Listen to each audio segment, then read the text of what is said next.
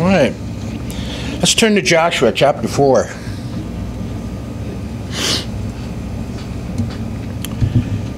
And it came to pass, when all the people were clean passed over Jordan, that Yahweh spoke to Joshua, saying, Take you 12 men out of the people, out of every tribe a man, and command them, saying, Take you hence out of the midst of Jordan, out of the place where the priest's feet stood firm, 12 stones. And you shall carry them over with you, and leave them in the lodging place where you shall lodge this night. Then Joshua called the 12 men whom he had prepared of the children of Israel, out of every tribe a man. Joshua said unto them, Pass over before the ark of Yahweh your Elohim into the midst of Jordan.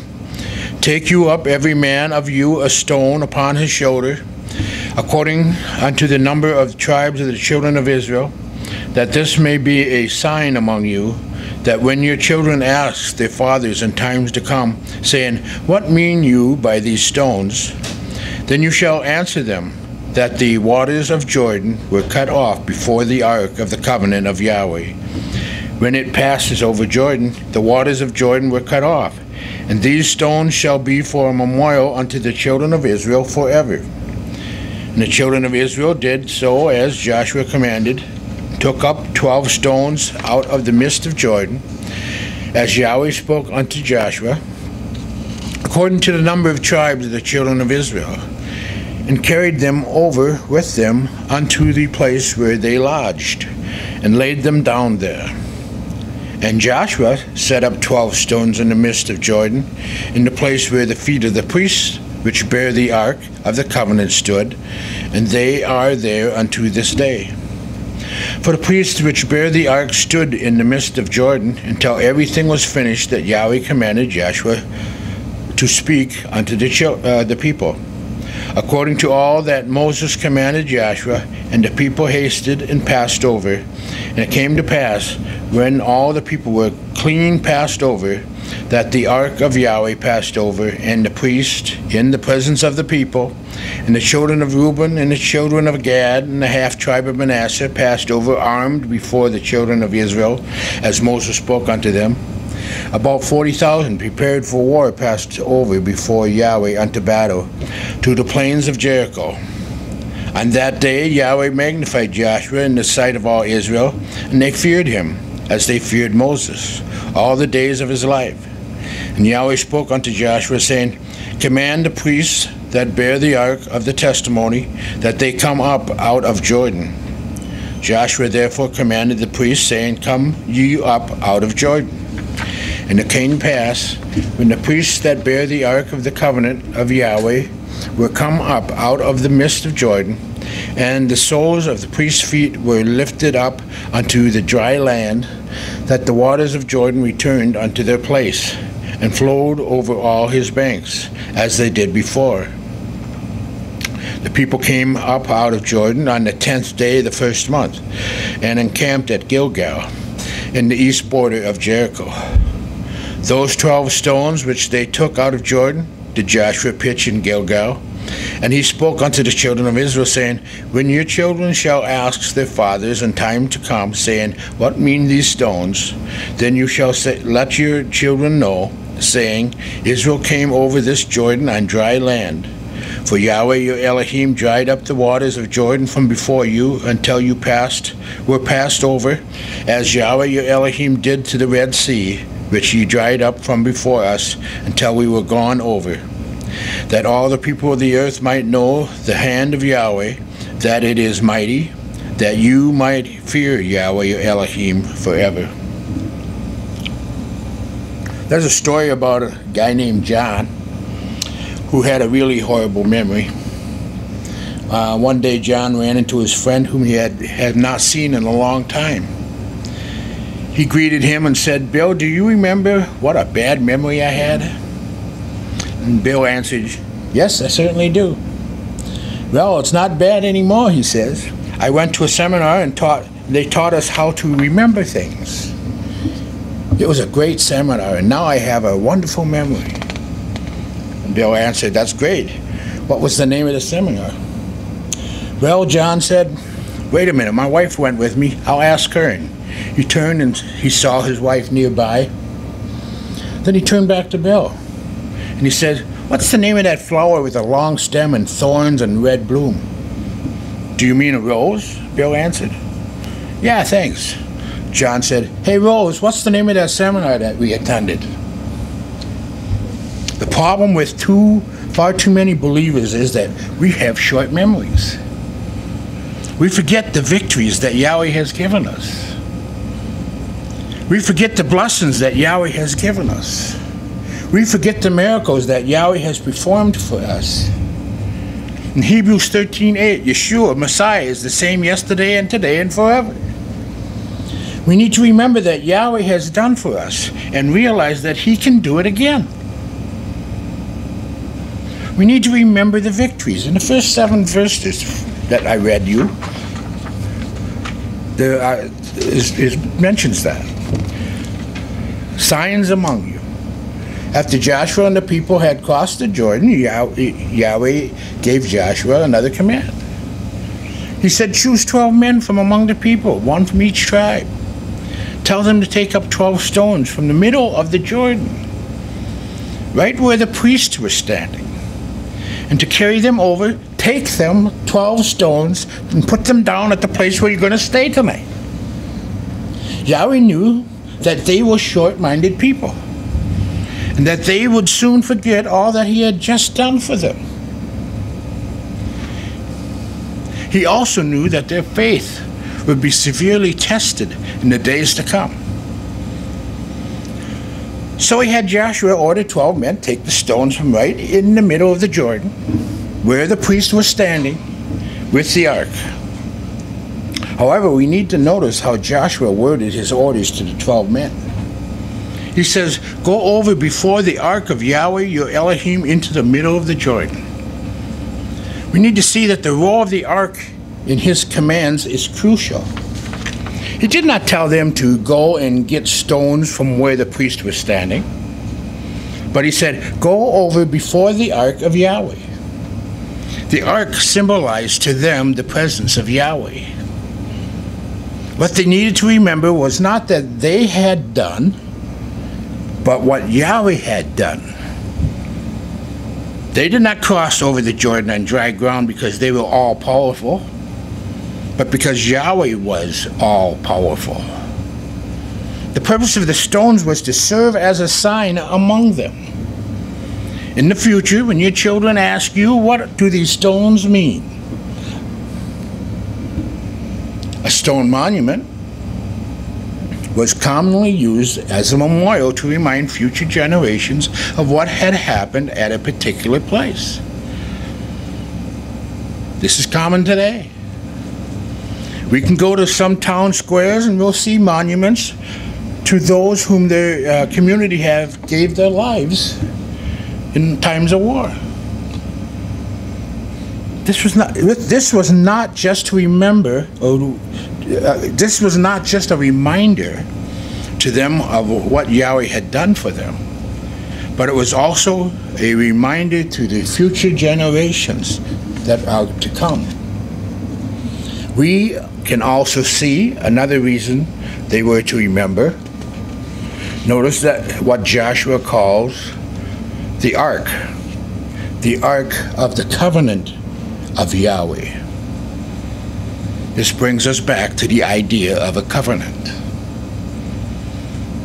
This victory is to be looked upon as an expression of Yahweh's covenant.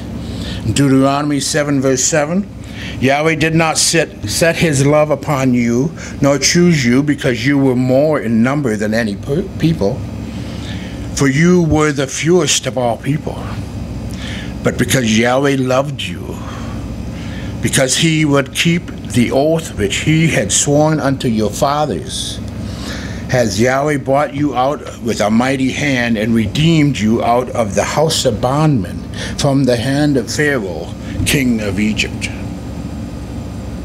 Yahweh did this because He loved us.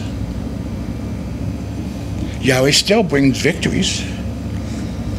There's an old story about 3 old widows who lived together, and one sister got up to go to bed. Halfway up the stairs, she stopped and asked, "Was I going up or was I coming down?" One sister replied with a hint of aggravation, "You were going up to bed." The second sister headed to the kitchen to make herself a sandwich, and once in the kitchen, she hollered back to the sister who was still downstairs, "What did I come in here for?" The sister responded again with a trace of irritation, "You went in to make yourself a sandwich." After which she said, "I'm so glad I'm not as forgetful as the both of you are." And as she knocks on the end table, she then gets up and walks over to the door and says, "Who is it?" You know, we laugh about things like that, but isn't that exactly how we are when it comes to Yahweh? Yahweh gives us a financial victory, and then the next time we get into financial trouble, what do? We worry. Yahweh gives us a victory in our spiritual lives, and then when trouble comes our way, what do? We whine. Let me tell you something. If Yahweh did it once, He will do it again. He gave you victory once. He will do it again. If He came to your rescue once, He will do it again. If He was there when you needed Him before, He will do it again. We need to remember that Yahweh doesn't change. We need to remember that His ways don't change. We need to remember His character doesn't change. We need to remember His grace does not change. If He did it once, He will do it again. So, remember the blessings. We find this in verses 8 through 14. The Israelites did as Joshua commanded. Verses 8 through 14 stress the blessings of obedience. The beginning of verse 8 says, "So the Israelites did as Joshua commanded them."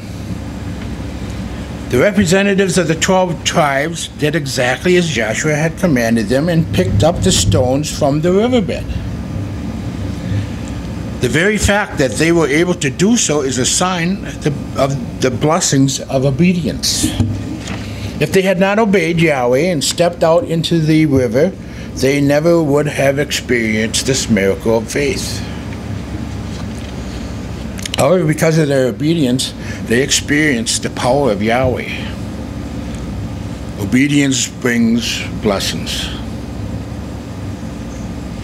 Not only were they obeying Joshua, but in reality they were obeying Yahweh. The end of verse 8 says, "As Yahweh had told Joshua." Joshua was Yahweh's appointed leader, and as they obeyed him, they obeyed Yeshua and Yahweh. If we obey Yahweh's leader, we will be blessed. And who is Yahweh's leader? Yeshua, the head of the church, the leader, appointed by Father Yahweh. If we disobey Yahweh's leader, well, you get the picture. In verse 9, we see that Joshua wanted the people to remember the blessings of obedience. It says Joshua set up the 12 stones that had been in the middle of the Jordan at the spot where the priest who carried the Ark of the Covenant had stood, and they are there to this day. In case you haven't noticed, there's a textual problem here. In the NIV, there's a footnote that says, in this particular verse, it states that this verse can read, Joshua also set up 12 stones. If you read it slowly, it's there. He also set up 12 stones other than the parts they put where they were camping. In fact, the verse, as it appears, that Joshua also built another memorial of 12 stones in the middle of the Jordan,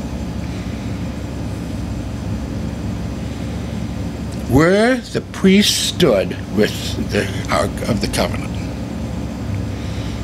Although at this time the Jordan was at flood stage for most of the year, the Jordan is only a few feet deep at the fords, which this is. Therefore, this memorial would have been visible. When they saw it, they would remember the blessings of obedience. Note this about obedience and sacrifice. Now, we all heard, and perhaps some of you might have even been to a revival. Revival is nothing more or less than a new obedience to Yahweh.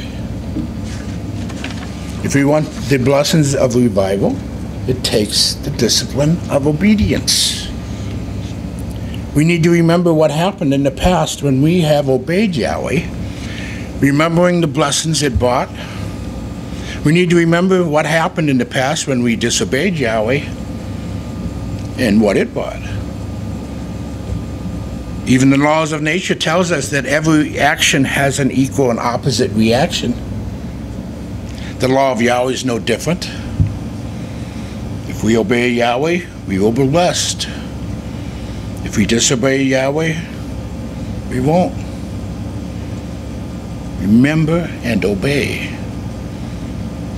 So then we remember the miracles, verses 15 through 24. The waters of the Jordan returned. Notice that the ark is mentioned again in verse 16, but it is given a new designation, the ark of the testimony. The word testimony, which means to repeat, to do it again, has the sense of repetition and permanence. Again, the idea of remembrance is stressed here. The thing that they are to remember was the miraculous way Yahweh acted on their behalf. Joshua commands the priests to come up out of the river carrying the ark, and it says, no sooner had they set their feet on dry ground, the waters of the Jordan returned to their place and ran at flood stage again. The miraculous nature of the crossing event is once again highlighted in the statement that the waters returned to their flood stage the moment the priest's feet touched dry ground. There could be no doubt that this was a miracle of Yahweh, and he did not want them to forget what he had just done. When they got to the place of the encampment at Gilgal, Joshua set up the monument with the stones that was taken from the Jordan and said, in the future, when your descendants ask their fathers, what do these stones mean? Tell them, Israel crossed the Jordan on dry ground. Tell them that Yahweh did a miracle. Tell them that in our hour of need, our Elohim showed up. Tell them that nothing, not even the elements, can stop our Elohim. Tell them that his arm is not so short that he cannot save. Tell them that our Elohim is Yahweh in heaven and on earth. Then he reminds them that this is the same thing he had done before. He said, Yahweh, your Elohim, did to the Jordan just as he had done to the Red Sea, when he dried it up before us until we crossed over. This is proof that Yahweh did it once, and he will do it again. This is proof that Yahweh is not limited. This is proof that Yeshua Messiah is the same yesterday, today, and tomorrow, forever. Joshua tells them that Yahweh did this so that all the peoples of the earth might know that the hand of Yahweh is powerful. Powerful to save, powerful to transform, powerful to heal, powerful, and is just the same today as is yesterday. We need to remember that Yahweh has done in the past. Remember the miracles. Remember the answers to prayer. Remember the works of power. We need to remember that Yahweh has not changed. He is still in the miracle business. He is still in the healing business. We need to remember that He is still the Elohim of Joshua. He is still the Elohim of David. He is still the Elohim of Daniel. He is still the Elohim of Abraham, Isaac, and Jacob. Remember what He has done in the past and believe Him to do it again. We need to put up some memorials of stones in our lives. We need to remember the victories. We need to remember the blessings. And we need to remember the miracles. What do you need to remember? What do you need to trust Him? May you always remember. Yahweh bless.